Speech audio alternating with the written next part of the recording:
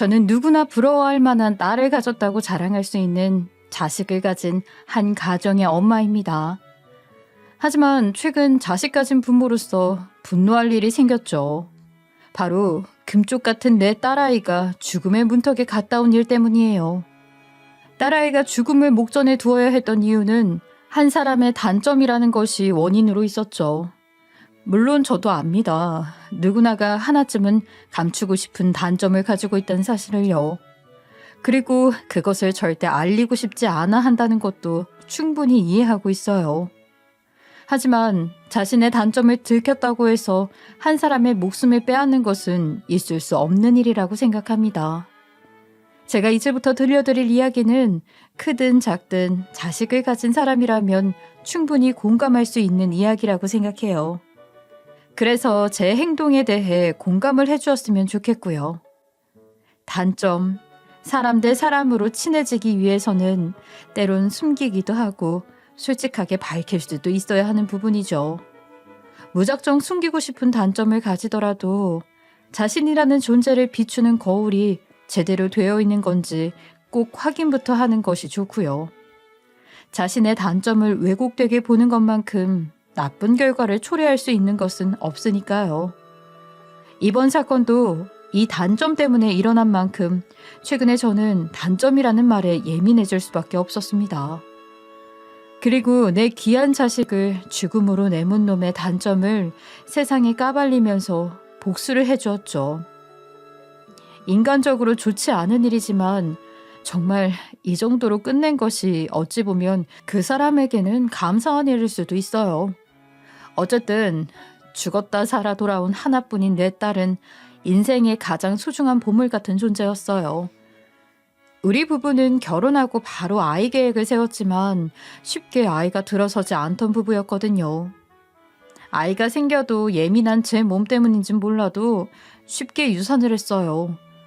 그래서 4번째로 제 뱃속에 자리를 잡은 이 아이는 정말 제 인생 무엇과도 바꿀 수 없는 보물이었어요. 주변에서는 하나뿐인 자식을 너무 오냐오냐 키운다는 말도 하고 팔불출이라는 소리도 했지만 그래도 제 딸은 정말 세상 최고 귀한 것과도 바꿀 수 없는 내 인생의 자랑거리였죠. 이쯤 되면 딸이 어떻길래 그렇게 팔불출이라고 불렀는지 궁금하실 거예요. 제 딸은 말이에요. 큰 키를 가졌고요. 외모는 자기 아빠를 쏙 빼닮아서 정말 미녀예요. 게다가 탄탄한 직업에 엇나가지 않고 올바른 성격도 가지고 있죠. 제 딸이라서 이렇게 말하는 게 아니라 정말 주변에서도 칭찬하는 입이 마르지 않을 정도로 잘 나가는 딸이에요. 물론 우리 부부는 하나뿐인 자식 제대로 키워야지 하는 마음에 빠진 것 없이 잘해주려 노력했지만 그러진 못해서 미안한 마음이 더 크죠. 부모로서 제대로 딸을 밀어주지도 못했는데 딸은 무엇 하나 빠지는 게 없을 정도로 너무나 잘 커주었어요. 제일 좋았던 기억은 딸이 좋은 직장에 들어갔을 때였어요. 남들이 말하는 소위 대기업에는 들어가지 못했지만 어릴 때부터 꿈꾸던 자신의 꿈을 잃지 않고 노력해서 들어간 회사였죠.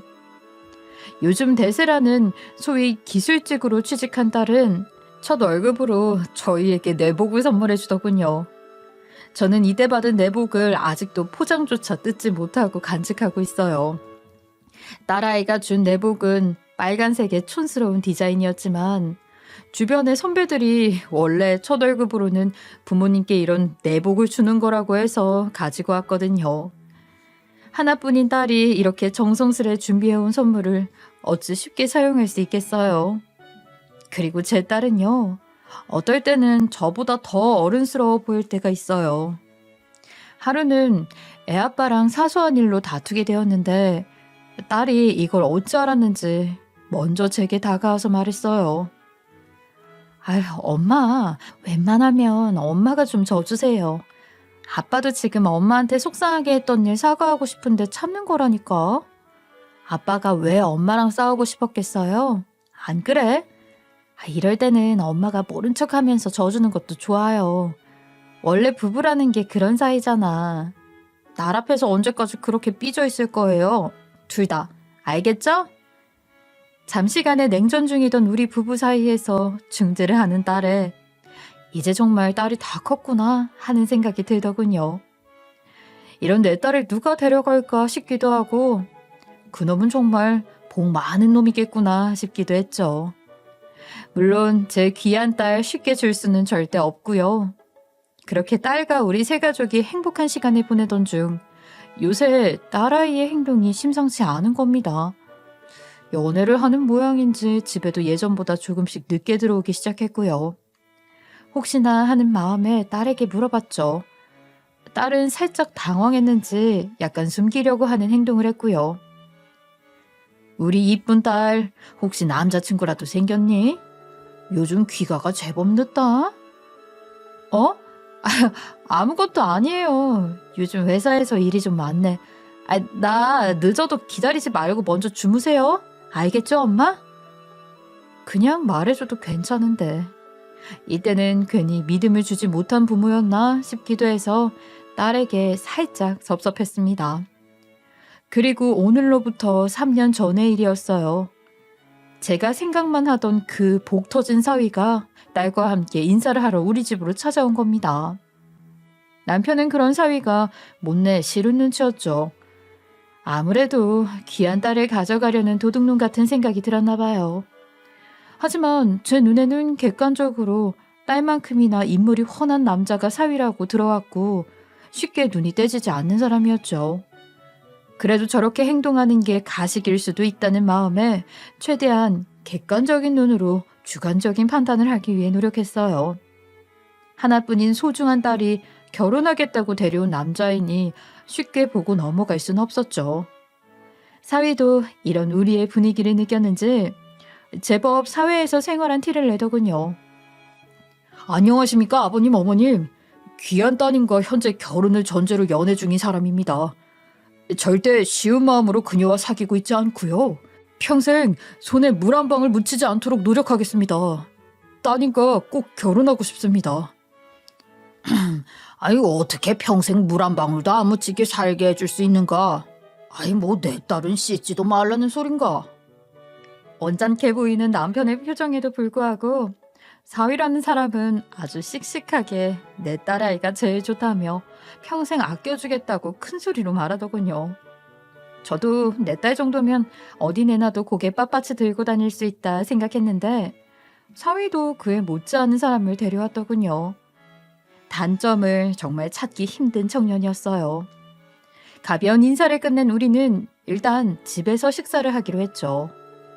딸이 미리 집에 인사를 오겠다 제게 말해주었으니 저도 가벼운 식사 준비를 해두었거든요. 우리 남편은 말이에요. 다른 건 몰라도 식사 예절에는 아주 엄격한 사람이거든요. 식사 중에 식기 소리를 크게 낸다든지 쩝쩝거리면서 음식을 먹는 사람을 치를 떨면서 싫어하는 양반이에요.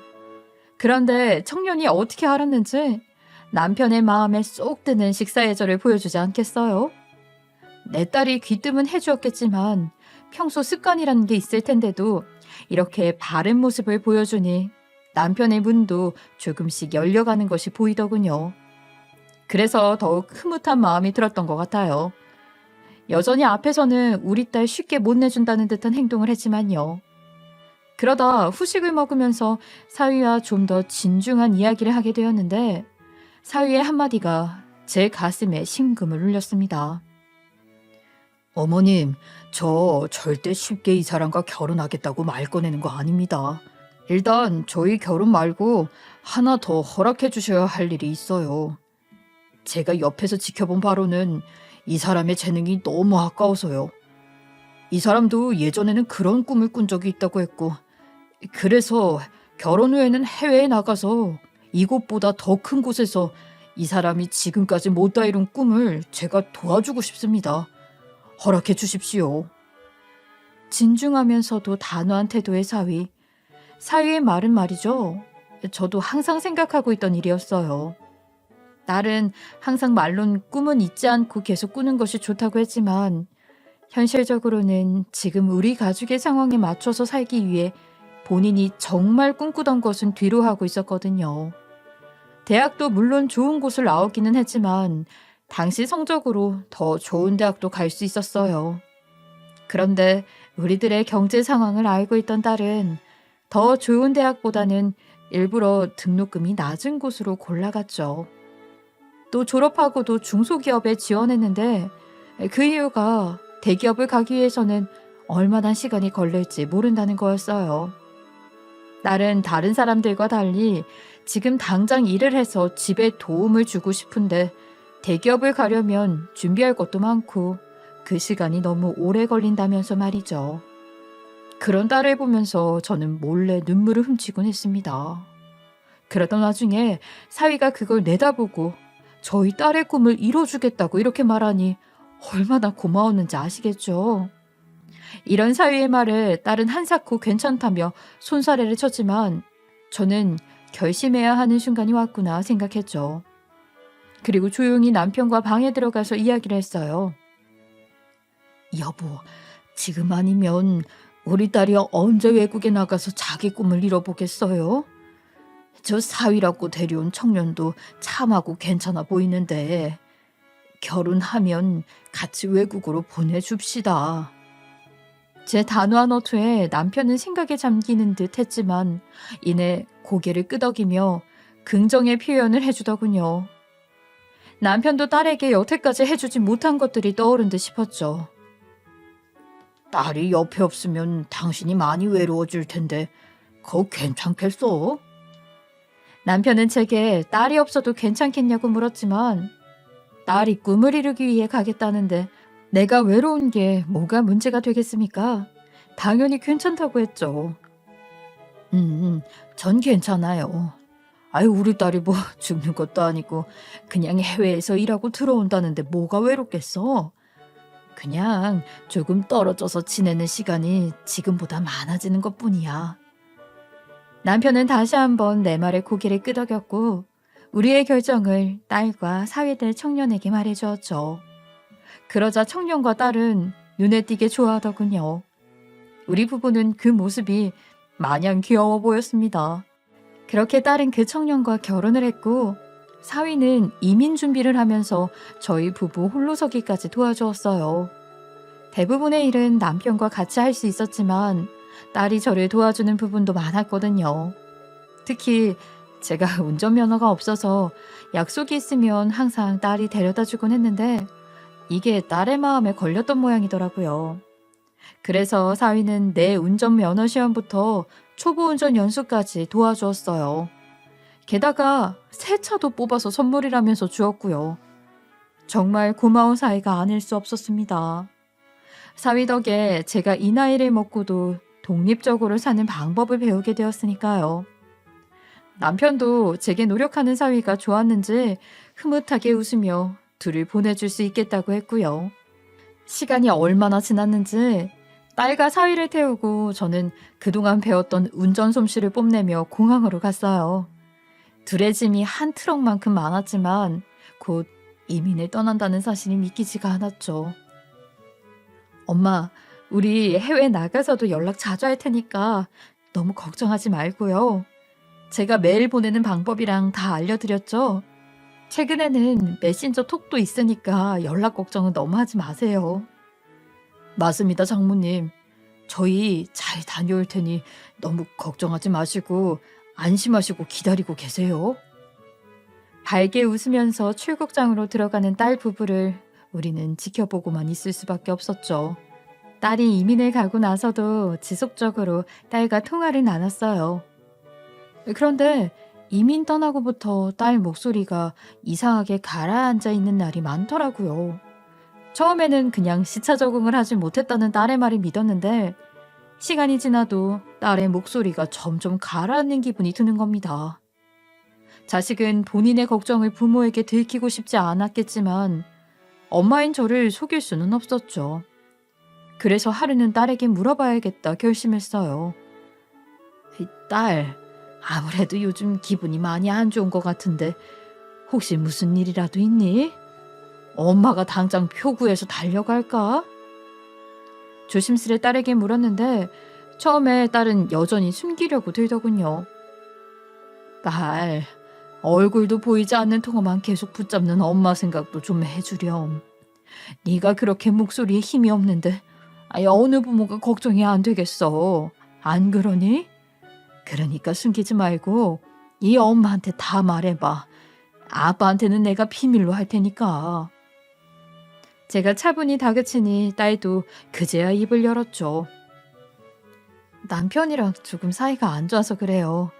요즘은 코골이가 심하다면서 각방을 쓰기 시작했는데 하루는 코골이가 들리지 않아서 조심스레 방으로 들어가려고 문을 열었거든. 그런데 문까지 잠그고 자더라고. 이런 걸 권태기라고 하나?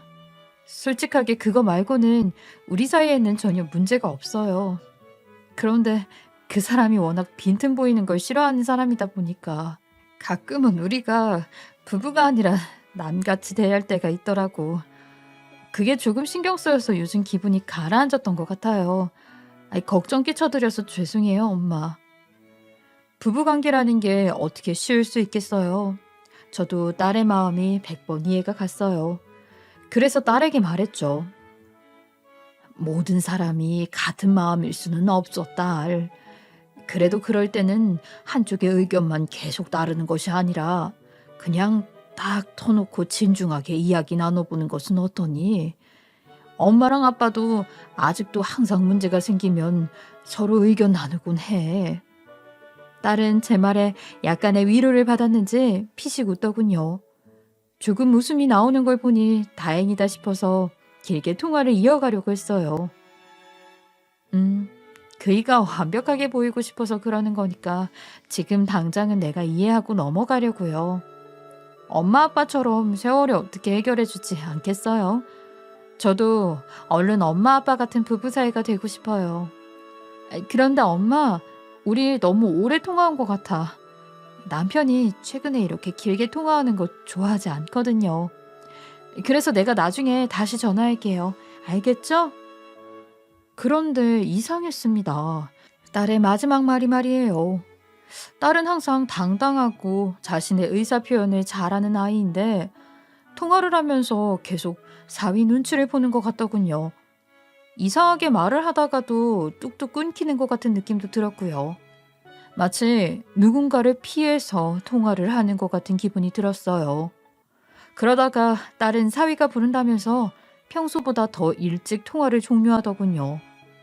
이날은 딸의 속마음을 들은 날이기도 했지만 마치 딸이 아니라 딸 목소리만 가진 로봇이랑 대화하는 기분도 들었어요. 그래서 더 의심쩍기도 하고 마음이 찝찝한 날이기도 했죠. 그렇게 걱정만 늘어가는 나날이 계속되었고 그날은 기분이 영 찝찝해서 일이 손에 잡히지도 않던 날이었어요. 그런데 며칠 뒤 평소 연락도 자주 하지 않던 사위가 갑자기 제게 연락이 오더라고요. 뭔가 심상치 않은 일이 생겼구나 하는 마음이 들어서 얼른 그 전화를 받았습니다. 장모님, 아내가 사고가 났습니다. 그래서 지금 의식이 없는 상태랍니다. 저 몰래 파티에 갔다가 말이에요. 정말 너무하지 않아요? 어떻게 제게 한마디도 없이 파티를 갈 수가 있죠? 거기가 어디라고 거기를. 그러니까 내가 대처가 늦어서 이 상황이 된 거 아닙니까? 정말 어쨌든 지금 상태가 좋지 않아서 여기서는 병원비도 많이 나오고 하니 제 친구 한 명이랑 같이 한국으로 보내겠습니다.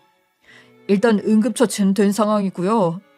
아마 한국 병원에서 더 자세하게 증상 알려줄 겁니다.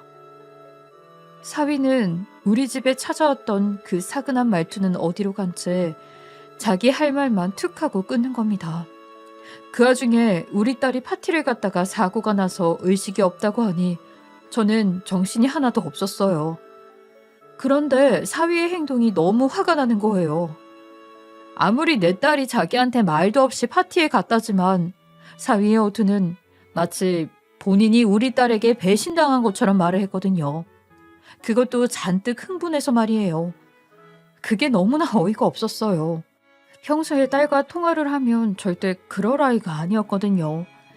하지만 멀리 타향에 있는 딸을 제가 바로 가서 만날 수 없으니 발만 동동 구르고 날이 온다는 시간만 기다릴 수밖에 없었죠. 17시간이라는 시간을 거쳐서 온 딸의 상태를 보고 저는 주저앉고 말았습니다. 사위가 말한 의식이 없다는 상태는 그 당시의 상황인 줄 알았는데 도착한 딸은 여전히 의식을 잃고 있었거든요. 미리 구급차를 불러놓았지만 차 안에서도 도저히 딸의 모습이 믿기지 않았어요. 딸, 왜 이렇게 눈만 감고 있니? 어서 일어나봐. 네가 그렇게 그리워하던 엄마 옆이야. 엄마 아빠가 옆에 있다고. 얼른 일어나서 우리한테 건강한 모습 보여줘야지. 의식을 잃은 딸을 붙잡고서 제가 아연실색을 하니 남편도 저를 달래주었죠. 남편의 속도 말이 아니었을 텐데 말이에요. 이런 우리 부부의 모습을 보더니 딸과 함께 온 의사처럼 보이는 사람이 입을 열더군요. 일단 따님은 현재 식물인간 상태입니다. 따님의 남편에게 전해 들은 내용은 없으신가요? 남편분이 저를 같이 보내겠다고 고용하셨는데 물론 한국 병원의 인수인계까지만요. 의사라는 양반의 말에 우리 부부는 서로를 부둥켜 안을 수밖에 없었어요. 금쪽 같은 내 딸이 식물인간이라니 머리를 어디 한 대 맞은 기분이 들었죠. 의사로서 이런 말밖에 전해드리지 못해서 죄송합니다. 그래도 일단 깨어날 가능성이 없는 것은 아닙니다. 그러니까 희망을 가지시죠.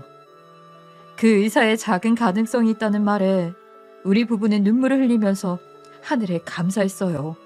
그런데 그때 사위라는 놈에게서 연락이 오더군요. 장모님, 아내 잘 도착했습니까? 상태 별로 나쁜 데 없죠? 여기서도 그냥 의식만 잃었지 크게 외상은 없는 상태라고 하던데. 아니 그러게 왜 혼자서 아무 말 없이 나가서 사고를 당하고 그런답니까? 외치에서 의지할 사람은 저 하나밖에 없는데 저한테 숨기고 말이에요. 정말 이해할 수 없는 사람이라니까요. 아니 상황이 이 지경인데도 잘잘못을 따지고 드는 사위. 속에서는 천불이 나더군요. 그래서 사위에게 못된 말이 나올 수밖에 없었죠. 자네가 지금 잘잘못 따질 땐가? 사람 하나가 정신을 잃고 식물인간이 되었어. 어떻게 이 상황에서 그렇게 내 잘못 남 잘못을 따질 수가 있나? 우리가 이러려고 자네에게 우리 귀한 딸을 맡겼어? 당장 자네도 짐 싸들고 들어오게. 일단 들어와서 얼굴 보고 이야기하지. 사위는 제 큰 소리에도 자기는 잘못한 게 없다는 듯이 제 말에 답하더군요. 장모님 마음 압니다. 아는데요. 그런데 잘잘못은 일단 따지고 봐야죠. 일단 알겠습니다. 그래도 지금 하는 일이 있으니까 이것만 마무리하고 한국 들어가겠습니다. 아무리 그래도 일을 내팽개치고 갈 수는 없잖아요. 또 자기 말만 하고 전화를 끊는 사위. 이런 사람에게 내 딸을 맡겼다니 사람을 잘못 본 내 잘못이 너무 크다는 생각이 들더군요. 2년 만에 다시 본 의식 없는 딸. 어떻게 키운 딸인데. 가만히 누워있는 딸의 몸을 주무르며 근육이 상하지 않게 해주는 것이 제 최선이었죠. 그런데 사위라는 놈은 자기 부인이라는 사람이 생사를 오가고 있는 이보다 더 중요한 일이 어디 있다고 일 핑계를 대는지 정말 화가 났어요. 그래서 주기적으로 사위에게 연락을 했지만 사위는 전화를 할 때마다 이 핑계 저 핑계를 대면서 곧 가겠다는 기약 없는 약속만 계속하더군요. 이쯤 되니 내가 사기꾼에게 내 딸을 맡긴 것은 아닌가 싶은 생각도 들었어요. 그러다 어느 날 새벽, 그날도 여전히 딸 손을 닫고 주물러주고 있었어요. 그런데 까딱하는 반응을 보이는 겁니다. 저는 놀란 마음에 얼른 너스콜을 불렀지만 도착한 의사는 원래 그런 반응들이 있을 수 있다며 가볍게 이야기하고 넘어가려고 하는 거예요. 제 화난 표정을 보자 의사는 그래도 반응이 있다는 것은 좋은 징조라며 다음에 다시 반응이 오면 지금처럼 너스콜을 불러달라고 하더군요. 어찌되었든 딸에게서 온 반응에 그날은 정말 눈물바람으로 하루를 보냈던 것 같아요. 이후 3주 정도가 지났을 무렵 딸 의식이 돌아왔습니다. 저는 너무 놀란 마음에 일단 간호사를 부르기 위해 달려갔고 딸은 깨어나자마자 제 모습을 보더니 뭔가 말을 하려고 계속 뻐끔뻐끔 입만 벌리더군요. 하지만 오랜 기간을 누워 지내기에 말은 바로 나오지 않았고 의사나 간호사도 지금은 무리하지 말라며 딸을 말렸습니다. 물론 저도 깨어난 딸의 몸이 상하기라도 할까 싶어 딸을 말렸고요. 하지만 딸은 힘드니 말하지 말라는 말에도 이 말만은 절대 해야겠다는 의지를 보이면서 말을 꺼냈어요. 엄마, 가. 얼른 도망쳐 가. 소리를 내고는 불안한지 연신 눈으로 양옆으로 굴리면서 뭔가를 찾는 듯 했어요. 저는 딸의 모습에서 한눈에 누구를 찾는지 알았죠. 혹시 네 남편 찾는 거니? 지금 이 자리에 없으니까 안심해라. 아직 외국에서 한국으로 들어오지 않았어. 어쩜 그리 무정한 남편이 있다니. 내가 다 속상하다 정말. 다시 떠오른 사위의 괘씸함에 큰 소리가 입에서 튀어나왔지만 제 손길은 딸 등에 머무르고 있었죠. 두려워하는 딸을 달래주기 위해서 등을 쓸어주며 계속해서 사위는 한국에 없다는 말만 조용히 읊조렸습니다. 이렇게 달래주니 딸은 그제야 진정하는 모습을 보였고 딸의 모습에 저는 둘 사이에 절대로 무슨 일이 있었다는 걸 알 수 있었죠. 며칠 뒤 차츰 회복하는 모습을 보이던 딸에게 저는 충격적인 이야기를 들었어요. 엄마, 사실은 그이 말이에요. 한 가지 사실을 속이고 저를 만났더라고요. 그이가 사실은 대머리였어요. 사위에 남몰래 숨겨온 치부, 바로 대머리라는 것이었죠. 사실 제 나이쯤 되면 대머리가 무슨 상관이냐는 생각도 들었지만 일단 딸의 말을 끊지 않고 계속 듣기로 했어요. 나도 알아. 요즘 사람들이 대머리를 얼마나 싫어하는지.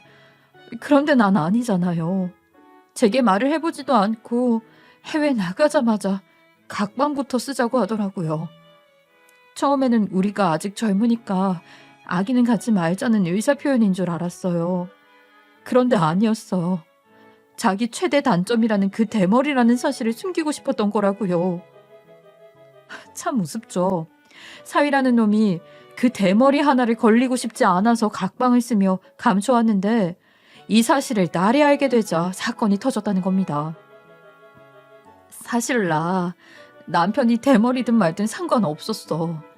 그저 좋은 사람이고 나를 사랑해준 사람이니까 너무 고마웠고 함께하고 싶었던 거지.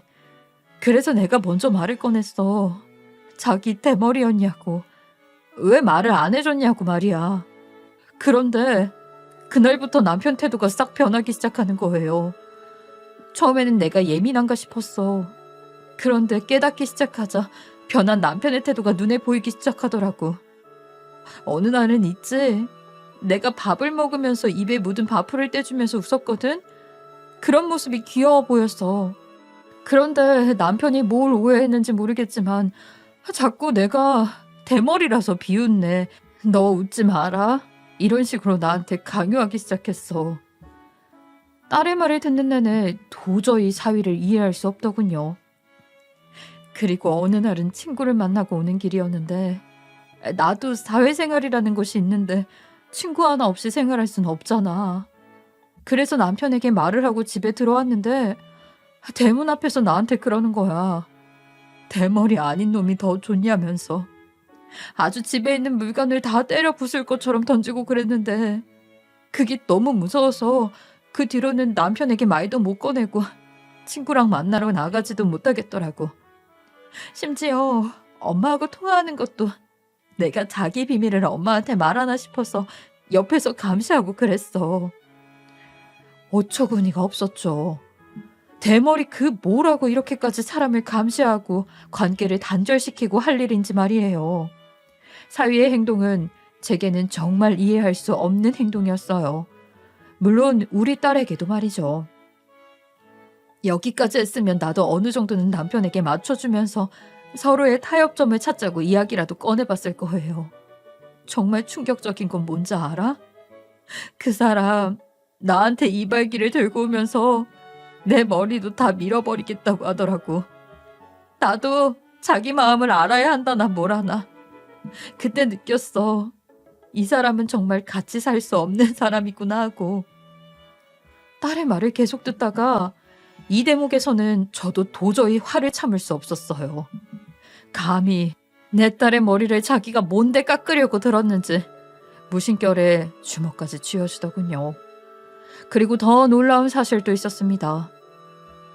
그래서 나 그이에게서 도망치려고 했어. 다시 한국으로 돌아오려고 준비했어. 그런데 그걸 어떻게 알았는지 그날부터 나를 아무데도 못 나가게 방에 가두더라고. 처음엔 이게 장난인 줄 알았지. 설마 나를 가두고 이 방문을 잠갔겠어 싶었거든. 그렇게 며칠이나 방에 갇혀서 아무것도 못하는 매일이 반복되다 보니까 사람이 정신이 나가더라고. 그래서 호흡곤란이 왔고 내가 분명 방 밖으로 숨이 잘 안 쉬어진다고 소리까지 쳤는데도 그 인간은 문을 열어주지 않았어. 그리고 깨어나니 엄마가 눈앞에 있었고. 그 사람 정말 무서운 사람이야, 엄마. 도망가야 해, 우리. 사위라는 놈은 정말 머리털만 없는 게 아니라 인간이 덜 된 놈이었죠. 딸은 말을 마치고 사위가 무섭다고 빨리 도망가야 한다고 말하는데 그걸 보는 제 심정은 오죽했을까요? 저는 당장에 사위를 한국에 부르기로 결심했어요. 사위를 부르기 위해서 저는 연극도 마다하지 않았어요. 앓는 소리를 내면서 사위에게 전화를 걸었고 사위도 이제 더 미룰 수는 없다 생각했는지 알겠다면서 한국에 곧 오겠다고 하더군요. 이 망할 놈이 속 깊은 내 딸을 데려다가 이런 짓을 벌인 것 저는 도저히 용서할 수 없었습니다. 장모님이 그렇게까지 말씀하시면 일단 한국에 들어가야죠. 그럼 제가 티켓 예매하고 일정 다시 알려드릴게요. 이제는 자기도 마음 정리가 좀 된 모양인지 정상인처럼 제게 능청스럽게 말하더군요. 며칠 뒤에 오겠다는 약속을 한 사위의 말에 맞춰 우리 부부는 사위가 한국에 오던 날 공항에 직접 마중 나가서 기다리고 있었어요. 그때의 심정으로는 당장 사위의 가발을 잡아채서 그 자리에서 개망신을 주고 싶었지만 제가 목표로 하는 날은 사위의 귀국 날이 아니었기에 가발로 향하는 손을 부여잡으며 참을 수밖에 없었죠. 물론 남편에게도 냉기가 흘렀고요. 사위는 긴 비행에 지친 상태여서 그런지 우리가 하는 말을 고분고분 듣더군요. 사위, 비행이 길어서 힘들었지. 일단 우리 집에 가서 하루 푹 쉬었다가 딸한테 우리랑 함께 갑세. 자네도 사람인데 좀 쉬어야지. 감사합니다, 장모님. 사실 저도 일이 어찌나 많았는지 그거 다 처리하고 오느라 죽는 줄 알았습니다. 저희는 사위를 데리고 우리 집으로 향했고 딸이 처방받은 약에 들어있던 잠 오는 약 2알을 음료수에 타서 건넸어요. 사위는 아무런 의심도 없이 우리가 주는 음료를 덥석 받아서 마시더군요. 저는 속으로 생각했습니다. 요놈 푹 자고 일어나기만 해봐라. 이제 네 치부를 온 세상이 다 알게 될 것이다. 하면서 말이죠. 약의 효과가 제법 좋았는지 깊은 잠에 빠진 사위는 쉽게 깨어나지 않았고 우리는 그 틈에 사위의 가발을 싹 벗겨서 방을 나왔습니다. 그리고 침대맡에는 치렁치렁한 여자 가발 2개를 놓고서 말이죠. 또 혹시나 발뺌을 할지 모르니 증거로 사진을 몇 장 찍어두었어요. 몇 시간 뒤 잠에서 깨어난 사위는 당황했는지 악을 쓰면서 우리에게 전화를 하더군요. 이게 무슨 짓입니까, 장모님? 사람이 잠든 사이에 어떻게 이럴 수가 있어요? 당장 제 가발 돌려주세요. 아니면 모자나 모자 달린 옷이라도 내놓으시라고요. 저희는 잠든 사위를 두고 외출했거든요. 거기에 후드티나 모자 같은 것들은 싹 다 들고 나왔으니 집에 머리를 가릴 수 있는 거라고는 우리가 준비해둔 여자 가발 2개밖에 없었죠. 자네, 우리 딸한테 대머리라는 걸 속이고 만났다며? 그거 가지고 우리 딸을 그렇게 괴롭혔고 내가 쉽게 내어줄 것 같나? 여기가 어디라고 기어들어와. 자네 가발 벗기니까 거의 내 또래라고 해도 믿겠던데. 자네는 머리가 없는 게 부끄럽다고 생각하지? 그런데 그거 아나? 머리가 없다는 사실이 대머리라는 사실은 부끄러운 게 아니야. 자네를 믿어주려고, 자네를 품어주려고 했던 자기 사람이 귀한 줄 모르고 함부로 대했던 게 부끄러운 거지. 뭐 열심히 감춰서 나와보라고. 어차피 세상에 대머리 아저씨는 많다네. 자기가 자네 치부를 지키려고 했던 것처럼 나도 내 딸을 지키기 위해서 최대한의 노력을 할 생각이네. 아 참, 발뺌할 생각은 하지 말게. 증거로 사진도 남겨뒀으니까. 단호하게 사위를 끊어내는 제 말투에 사위는 하는 수 없다는 듯 전화 너머로 투덜대기 시작하더군요. 그러거나 말거나 저는 기분 좋게 딸의 병문안을 갖고 있었어요. 그날 이후로 사위는 딸이 아닌 저에게 매달리기 시작하더군요. 장모님, 그건 제 치부와도 같은 비밀입니다. 어떻게 사위한테 이럴 수 있어요? 제발 주위 사람들에게는 비밀로 해주십시오. 제가 뭐 대단한 걸 바라는 것도 아니지 않습니까? 어떻게 제가 돈이라도 쥐어드릴까요? 예? 얼마를 원하세요? 제가 줄 수 있는 최대한 준비해 보겠습니다. 그러니까 제발 제 비밀은 누구에게도 말하지 말아 주십시오. 부탁입니다. 대머리라는 비밀을 누구에게도 말하지 말라고 눈물로 애원을 하는 사위. 최대한 돈을 마련해 보겠다는 사위의 태도는 거의 전 재산을 줄 듯하더군요. 하지만 전 그런 사위의 태도가 애석했어요. 사위의 말에는 우리 딸에 대한 정작 평생을 자신과 함께할 반려자를 잃었다는 것은 하나도 담겨있지 않았거든요. 딸이 비록 대한민국을 대표하는 무슨 대단한 사람은 아니지만 사위라는 놈을 이해하겠다고 생각했던 아이인데 고맙게도 굴러들어온 복을 채가지는 못할 망정 제 발로 차버리는구나 싶었죠. 내가 왜 자네의 비밀을 지켜줘야 한다고 생각하나? 그리고 자네, 지금 자네가 잃어버리고 지우고 싶은 과거는 비밀을 들켰다는 그거 하나뿐인가? 자네를 이해하기 위해서 노력한 내 딸은 아예 생각도 안 하는 거냐고. 자네가 이런 사람인 줄은 몰랐네. 도대체 나와 내 남편이 뭘 믿고 자네를 믿겠다고 생각한 건지. 더 이상 자네랑은 할 말이 없네. 그냥 이대로 우리 앞에서 그리고 딸의 인생에서 이만 나가주게. 제 단호한 말에도 사위라는 놈은 자신이 대머리라는 사실이 못내 걸렸는지 우물쭈물하면서 자리를 지키고 있는 겁니다. 거기에 저는 화가 나서 더 큰 소리로 말했죠. 지금 자네 태도를 보니까 내가 말한 잘못들 고칠 생각은 전혀 없구만.